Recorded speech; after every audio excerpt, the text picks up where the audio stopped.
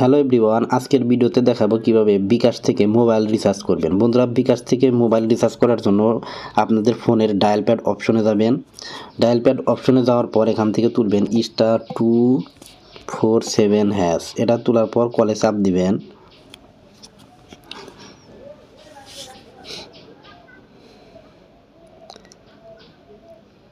এরপর আমরা যেহেতু মোবাইল রিচার্জ করব, এই জন্য 3 নাম্বারে দেখতে পাচ্ছেন মোবাইল রিচার্জ। এখান থেকে আপনারা 3 তুলে সেন্ড অপশনে ক্লিক করে দিবেন।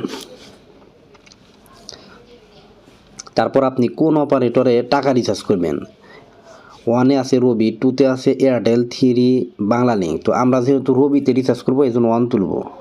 1 তোলার পর সেন্ড অপশনে ক্লিক করে দিচ্ছি।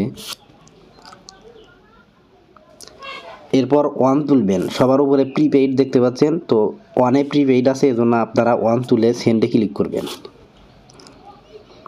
সেন্ডে ক্লিক করার পর এখান থেকে নিজের নাম্বারে রিচার্জ করতে হলে 1 তুলবেন, এবং আমরা যেহেতু নিজের নাম্বারে রিচার্জ করবো না, এই জন্য এখান থেকে 2 তুলব। 2-তে দেখেন ইন্টার আদার নাম্বার। তো 2 তোলার পর এখান থেকে আপনারা সেন্ডে ক্লিক করে দেবেন। সেন্ডে ক্লিক করার পর ইন্টার রবি মোবাইল নম্বর, এখানে আমার রবি নাম্বারটা দিয়ে দিতে হবে।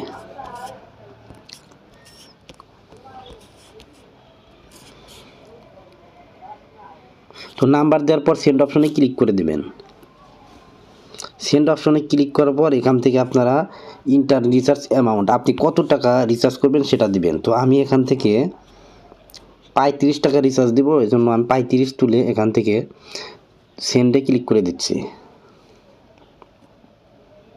সেন্ডে ক্লিক করার পর এখান থেকে inter menu pin to confirm, অর্থাৎ আপনার বিকাশ অ্যাকাউন্টের যে পিন আছে ওই পিনটা দিয়ে দিবেন।